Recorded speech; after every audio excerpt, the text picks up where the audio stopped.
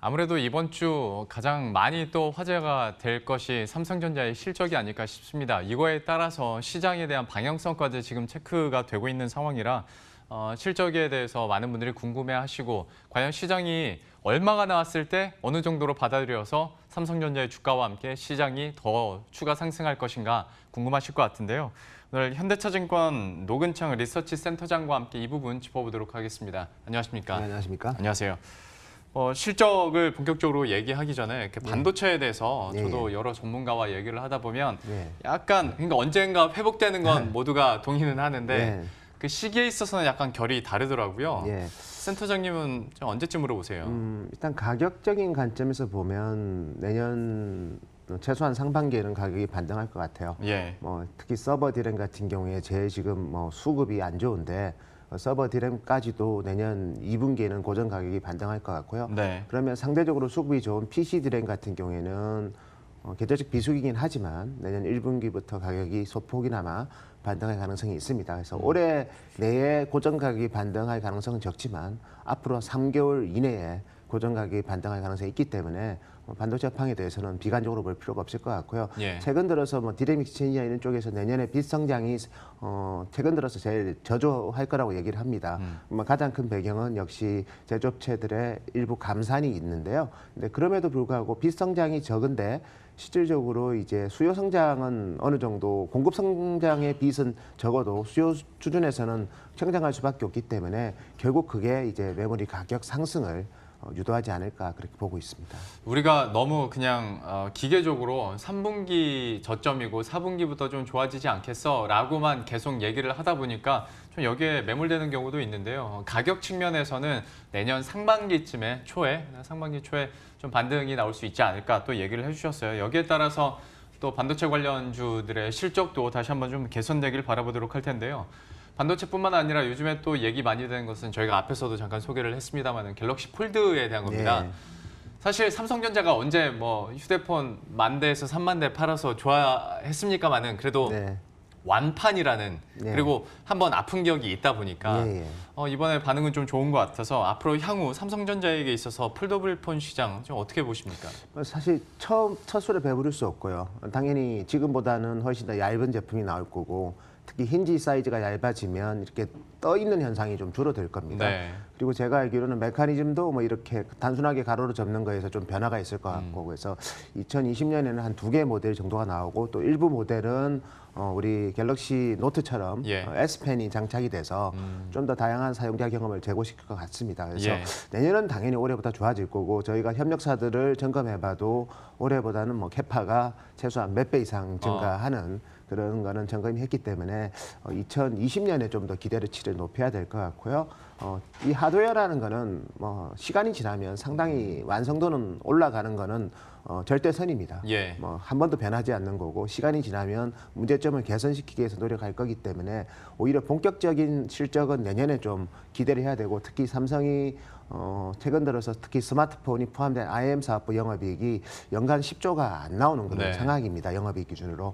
근데 갤럭시 폴드가 내년에는 정말 잘 팔리면 한 500만 대까지도 가능하기 때문에 예. 그렇게 되면 내년에 삼성 IM 전체 매출액이 한 10%까지 될 수가 있고요. 물론 이제 갤럭시 폴드가 잘 팔리면 갤럭시 노트랑 S 제품이 좀 안 팔리는 네. 그런 카니발라이제이션이 있겠지만 그래도 지금같이 또 스마트폰이 좀 정체기에는 긍정적인 카니발라이제이션이 될 것 같아요. 그래서 좀 더 프리미엄 제품이 더 팔리면서 덜 프리미엄 제품이 좀 덜 팔리는 네. 그런 식의 긍정적인 크로스오버가 나올 수 있기 때문에 2020년, 21년에 삼성 IM에 대한 기대치를 좀 높일 필요는 있을 것 같습니다. 예. 근데 갤럭시 폴드에 대해서 근데 벌써 이제 수혜주 찾기에 나서시는 분들이 많은데 물량이 워낙 제한적이라 네. 실적으로 얼마나 수혜를 받아갈지 모르겠으나 또 기대감으로 오르는 종목군들이 있으니까 여기에 대해서는 좀 어떻게 평가하세요? 제가 봤을 때는 결국은 특정 부품을 만들거나 소재를 만드는 회사들은 이게 이실적인 이벤트로 끝나는 제품은 절대 아닙니다. 네. 반드시 스마트폰이 이제 성숙기에 접어들었고 뭔가 다양한 생태계를 통한 영역 확장은 있지만 결국은 또 이게 디바이스이기 때문에 하드웨어상의 또 혁신이 필요한데 그 중심에 폴더블이 있고 또 삼성이 이걸 통해서 차별화를 하려고 하기 때문에 부품 회사들 지금 뭐 주가가 지금 움직이는 기업들도 있고 일부 수혜를 봐서 움직이는 경우도 있겠지만 롱텀하게 이 제품이 변할 때 중심에 있는 회사들에 대해서는 좀 긴 호흡으로 접근할 필요가 있을 것 같습니다. 예, 긴 호흡에서는 스마트폰 시장에서 폴더블 폰이 또 대세가 될 거는 지금은 거의 확실시처럼 돼가고 있기 때문에 여기에 따라서도 한번 기대를 가져보 보도록 하겠고요. 결국에는 이런 요소들을 말한 이유가 삼성전자의 실적이 어떻게 나올 것인지, 흐름이 어떻게 또 반등될 것인지인데 좀 어느 정도 예상하세요? 뭐 일각에서는 지금 예를 들어서 메모리 가격은 좀 생각보다 더 빠졌어요. 네. 왜냐하면 특히 서버 디램도 좀 생각보다 더 빠졌습니다. 더 하락은 했지만 반면에 또 빚 성장이 또 많아서 예. 삼성전자의 메모리 실적은 3조는 좀 넘을 것 같습니다. 그래서 반도체가 3조가 좀 넘을 것 같고요. 그다음에 IM 쪽은 노트 10이 제가 여러 각도에서 체크를 해봐도 일단은 좀 전작보다는 훨씬 더 판매량이 좋은 것 같습니다. 네. 그래서 갤럭시 노트 10의 판매 호조, 갤럭시 폴더는 거의 기여를 못했을 거예요. 그렇죠. 개발비에 대한 부담이 있기 그러겠죠. 때문에 그래서 갤럭시 노트만 가지고도 2조 이상은 나온다고 보면 나머지 디스플레이가 지난 분기랑 비슷하다고 보면 한 7조 초반은 가능하지 않을까. 그래 매출액 60조에 7조 초반까지는 열어두셔도 될 것 같습니다. 예. 그러면 저는 이게 궁금한 거죠. 영업이익이 7조 초반이 나왔을 때 시장이 긍정적으로 좋게 반응할 것이냐. 그러니까 워낙 한번 쇼크를 먹었기 때문에 이제 더 이상 삼성전자 실적 볼 때 전년 동기 대비로 보진 않고 예. 전분기 대비로 이렇게 보게 되는데 예. 전분기 대비했을 때 오르면서 7조 초반이면 시장이 만족합니까? 일단 그렇습니다. 지난 1분기 실적이 삼성전자는 바닥이었고요. 네. 2분기에 6.6조가 나왔고 3분기에 7조 초반이 나오면 어쨌든 업황 안 좋고 메모리 가격 상당히 하락하는 상태에서도 예.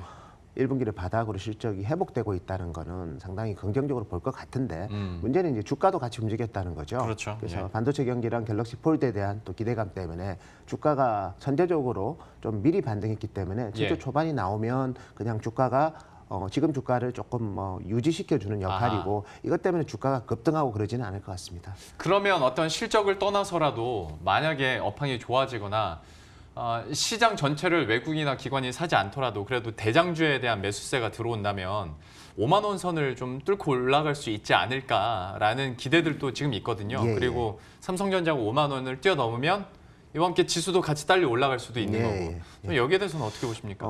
제가 봤을 때는 올해 안에 5만 원은 저는 터치는 가능할 것 같아요. 5만 원의 안착 여부는 이제 좀 업황도 봐야 되는데 예. 삼성전자가 사실은 최근에 또 주가가 좀 의미 있는 변화가 있습니다. 특히 제가 원래 차트 같은 건 얘기 안 드리지만 네.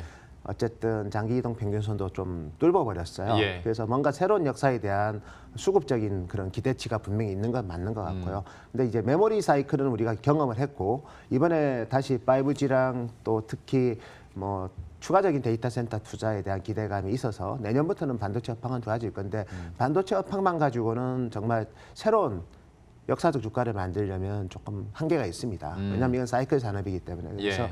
이제 다른 플러스 알파를 찾고 있는데 거기에 저는 갤럭시 폴드가 역할을 할 것 같아요. 올해 실적에는 전혀 의미가 없고 예. 내년에도 아주 의미 있는 역할은 안 하겠지만 그게 됨으로써 이제 삼성 디스플레이가 사실 LCD에서는 어려움을 겪어서 네. 올레드로 많이 전환을 했는데 또 중국이랑 이런 애들이 또 많이 쫓아오고 있잖아요. 네. 근데 이번에 폴더블을 통해서 삼성 스마트폰도 좋아지면서 더불어서 삼성 디스플레이가 다시 한 번 더 큰 격차를 후발 올레드 회사랑 넓힌다면 이거는 또 새로운 시각의 변화가 생길 것 같아요. 그래서 반도체만 가지고는 당연히 5만 원에 안착하겠지만 내년 기준으로는 정말 우리가 생각하는 역사적 수준의 의미 있는 레벨업이 되려면 이 폴더블이 잘 됨으로써 생기는 그런 스마트폰 그리고 삼성 디스플레이 이 두 사업부까지도 폴더블이 견인할 수 있다면 아마 이번에 오르는 반등은 새로운 역사. 우리가 과거에 삼성전자가 우리 2017년에 예. 역사적 주가 165만 원 뚫으면서 네.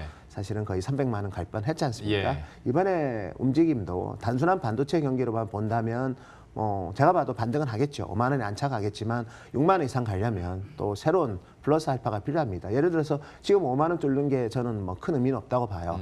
솔직히 지금 4만 8천 원에 5만 원 뚫는 게 투자자한테 얼마나 의미가 있는지는 잘 네. 모르겠습니다. 정말 지금 5만 원 근처에서 주식을 살려면 6만 원 이상이 보여야지 의미 있게 살 건데 예. 그 6만 원 이상을 보는 그 가장 큰 축은 메모리 반도체만 가지고는 좀 약하다. 그래서 플러스 알파가 필요하고 그걸 아까 지적하신 갤럭시 폴드가 삼성 스마트폰을 끝나는 게 아니라 삼성 디스플레이가 후발 회사와의 격차를 다시 한번 더 넓히면서 그러면서 또 의미 있는 이익이 한번 내별되면 삼성전자 하면 항상 삼각편대입니다. 예. 반도체, 디스플레이, 스마트폰이거든요. 네. 그게 다시 한번 빛을 발하는 시점에 이 5만 원 뚫는 게 뚫는 게 중요한 게 아닙니다. 네. 안착해서 그보다 레벨업 될 때 저희가 인베스터들한테 좀 추천을 할 수 있는 건데 그런 가능성은 좀 있기 때문에 뭐 5만 원에 대해서는 너무 부담 느낄 필요는 없을 것 같습니다. 예, 삼성전자에 대해서 워낙 지지부진하던 그 47,000원 중반대가 뚫리면서 기대감이 높아져서 한번 여쭤봤고요. 마지막으로 한 30초 드릴 수 있을 것 같은데 LG전자도 잠깐 짚어보긴 해야 되겠지 않습니까? 여기는 좀 어떻게 보세요? 참 스마트폰 부분도 언제나 좀 목리 느낌인데. 그래서 사실 LG전자 주가는 계속 계절성을 보이고 있습니다. 상고하전대 상은 대부분 다 생활가전이 만들거든요. 네. 그래서 이거를 상고하저라는 이 트레이딩 패턴을 벗어나려면 나머지 사업부가 많이 좋아져야 돼요. 뭐 TV도 그렇고 그다음에 특히 자동차 솔루션 VS 사업부도 그렇고 MC에 대한 기대치는 저희도 별로 없습니다. 네. 적자폭 줄어드는 거 정도 말고는 네. 없을 것 같고 오히려 LG전자의 그 우리 홈엔터테인먼트랑 VS 사업부가 좀 의미 있는 색깔 변화가 생기면 그때는 저는 바이앤홀드 주식이 될 수 있는데 여전히 지금은 그냥 트레이딩 주식이 맞을 것 같고요. 다만 이제 계절적 비수기가 이제 LG전자 이익 기준으로는 한 12월 되면 제일 안 좋을 거예요. 예. 주식은 제일 안 좋을 때는 그때부터는 겁을 먹을 필요가 없거든요. 그 LG전자는 12월부터 점진적으로 비중 확대하는 전략이 맞지 않을까 그래 보고 있습니다. 알겠습니다. 짧게 실적에 대해서 LG전자도 잠깐 들어봤습니다. 지금까지 현대차증권의 노근창 리서치 센터장과 함께했습니다. 고맙습니다. 감사합니다.